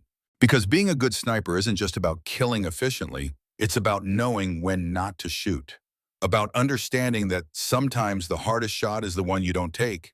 About recognizing that the enemy is human too. She returned to the front of the room. You'll learn to shoot. That's the easy part.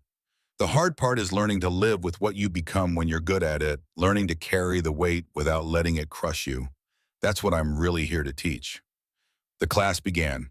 5 years passed. Ainsley trained 6 classes, 72 snipers total, sent them to Afghanistan, Iraq, Syria, and places that didn't officially exist on military maps. 16 came home in boxes.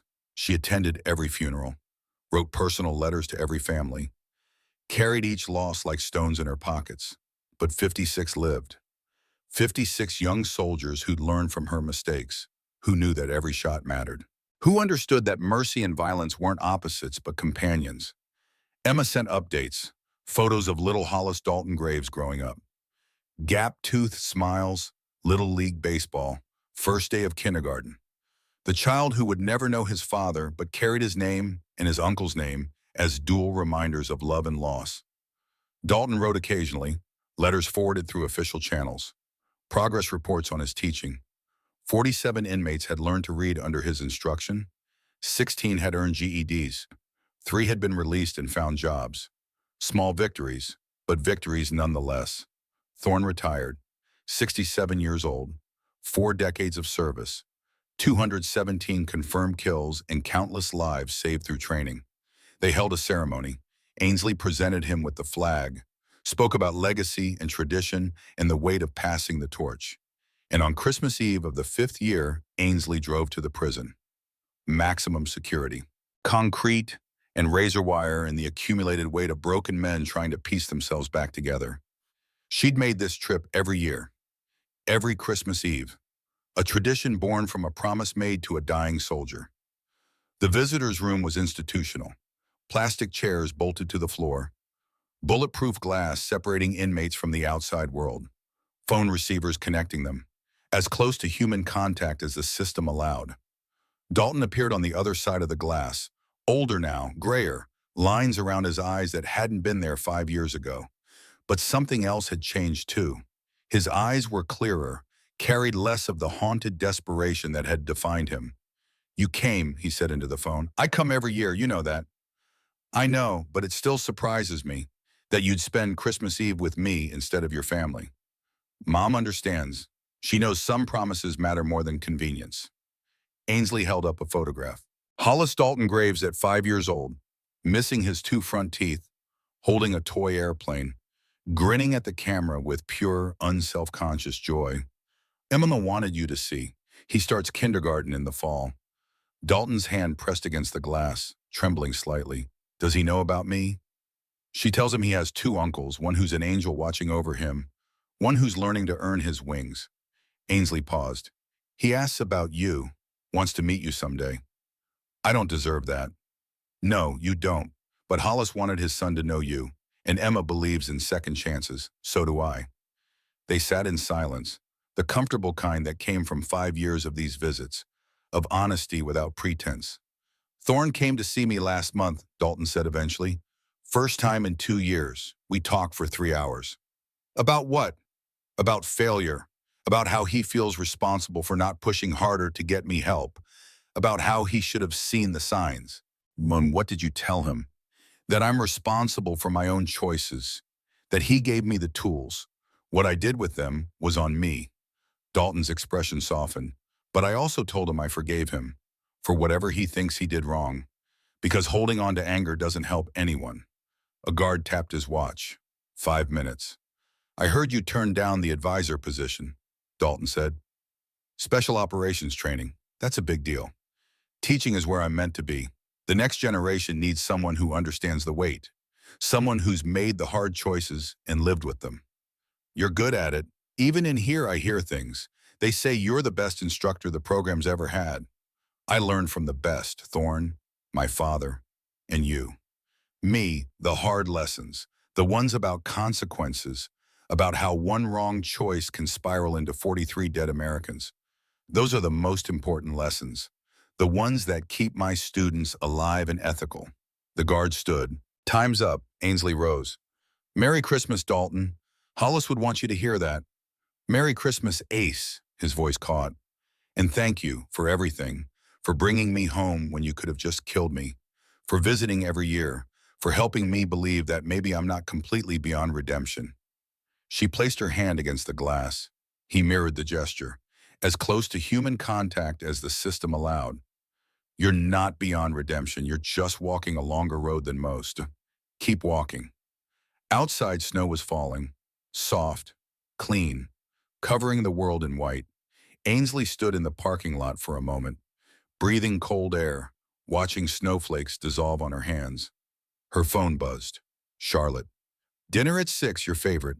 Come home when you're ready, sweetheart." Ainsley looked back at the prison, at concrete walls holding broken men who were trying to piece themselves back together. Then she looked forward, at the road home, at the life waiting. She'd made her choice 5 years ago, had chosen duty over family, had gone back when she could have gone home. But now she understood what her father's journal had really meant. Love and sacrifice weren't opposites. They were the same thing. You didn't fight because you hated what was in front of you. You fought because you loved what was behind you. And what was behind her now was a mother waiting with pecan pie, students who needed her wisdom, a legacy that stretched back through generations of soldiers who'd chosen the harder right over the easier wrong. She got in her car, started the engine, headed toward Cleveland, toward home. Not because the war was over. It would never be over. There would always be another Devil's Canyon, another impossible choice, and another brother trying to save his sibling from darkness. But for today, for this one perfect Christmas afternoon, she could rest. 2 hours later, Ainsley pulled into her mother's driveway. The house looked exactly as it always did. Lights along the gutters, wreath on the door, warmth glowing through the windows. Charlotte opened the door before Ainsley could knock. pulled her daughter into a hug that spoke volumes without words. Inside, the Christmas tree stood in its usual corner, decorated with the same ornaments Ainsley had known her entire life. The clay angel with one crooked wing, the popsicle stick reindeer, evidence of a childhood that felt simultaneously close and impossibly distant. They ate dinner together, ham and roasted vegetables and fresh rolls, talked about ordinary things, Charlotte's book club, the neighbor's new dyeing, plans for the garden come spring. Normal, blessedly normal. After dinner, Charlotte handed Ainsley a small package. I found this in your father's things. Thought you should have it. Inside was a journal, different from the one Ainsley had read before. This one was older, the cover worn smooth by handling. He started keeping this after you were born, Charlotte explained. Letters to you, things he wanted you to know when you were older. Ainsley opened to a random page. Her father's handwriting, precise, familiar. Dear Ainsley, you're 3 years old today. You asked me why I have to go away, why I can't stay home with you and Mommy. I didn't know how to explain. How do you tell a 3-year-old about duty and sacrifice and the weight of protecting people you'll never meet? So I told you I go away so that other little girls can stay safe, so that other daddies can come home. You seem to understand, or at least you pretended to. Someday you'll be old enough to make your own choices about service, about whether this life is worth the bond. I hope I'm there to guide you, but if I'm not, I want you to know this. Being a soldier isn't about the fighting, it's about the protecting. It's about standing between the darkness and the people who can't stand for themselves. It's hard. It costs you things, sleep, peace, sometimes pieces of your soul, but it matters. Not because war is glorious, war is terrible, but because sometimes the only thing standing between evil and innocent people is someone willing to say, not today, not on my watch. I hope you choose this life, not because I want you to suffer, but because I know you have the strength to carry the weight, and the world needs people who can carry weight without breaking. I love you, little one, more than words can express, Dad. Ainsley closed the journal, held it against her chest, felt tears she'd been holding for 5 years finally break free. Charlotte's arms wrapped around her. Let her cry, let her release the accumulated grief and guilt, and wait. He'd be so proud of you, Charlotte whispered. Everything you've done, everyone you've saved, the way you showed mercy when it would have been easier to show violence. That's exactly who he hoped you'd become. They sat together in front of the Christmas tree, mother and daughter, connected by love and loss and the legacy of a man who died too young, but left behind everything that mattered. Outside, snow continued to fall, covering the world, making everything clean and new. At midnight, Ainsley's phone buzzed. A message from Emma. Attached was a video. Little Hollis Dalton Graves in pajamas, standing in front of a Christmas tree, speaking directly to the camera. Hi, Aunt Ace. Mommy says you're my guardian angel, that you watch over me like Uncle Hollis who's in heaven. I made you this ornament at school. Mommy says she'll give it to you next time we visit. He held up a handmade ornament, construction paper and glitter, in a child's careful printing. Guardian angels are real. Merry Christmas, I love you. The video ended. Ainsley watched it 3 times, then forwarded it to Dalton's prison email. He wouldn't see it immediately. Emails were screened, delayed. But eventually he'd watch his nephew, see what his brother had died trying to protect, see what was worth the long road toward redemption. Her phone buzzed again. A text from Thorne. Merry Christmas, Ace. Your father would be proud. So am I. See you at 0800. We have new recruits to train. She smiled. Type back, Merry Christmas, Colonel. See you then. Charlotte appeared with 2 mugs of hot chocolate. They sat by the tree, watching lights twinkle, not speaking, not needing to. At some point, Ainsley dozed off, woke to find herself covered with a blanket. Charlotte asleep in the chair across from her. The tree still glowing, the house still warm. Home. Finally, completely, without reservation. She pulled out Hollis's letter, read it one more time by the light of the Christmas tree. If you can do that, my death means something. She'd kept his promise, had brought his brother home, had shown mercy when justice demanded violence, had walked the harder road because it was right, And maybe that was enough. Maybe that was everything. The next morning, Ainsley woke to the smell of coffee and Charlotte's famous cinnamon rolls. They ate breakfast together, talked about the day ahead. I need to get back to base, Ainsley said. New class starts tomorrow. 12 recruits who need to learn that being a sniper is about more than just shooting. Will you teach them about Hollis, about choosing mercy? I'll teach them about consequences, about weight, about the fact that every trigger pull echoes through time. The rest they'll have to figure out themselves. Charlotte walked her to the car, hugged her one more time. Come home more often, not just Christmas. I will, I promise. The drive back to Fort Bragg took 6 hours. Ainsley spent it thinking about the past 5 years, about Hollis and Dalton, about Derek Palmer and the 42 others Dalton had killed, about the 16 students she'd trained who hadn't come home, about the 56 who had, about the balance sheet of a life spent in service, the cotton and the main, the weight and the purpose. By the time she reached base, the sun was setting, painting the sky in shades of orange and pink, beautiful in the way that endings often were.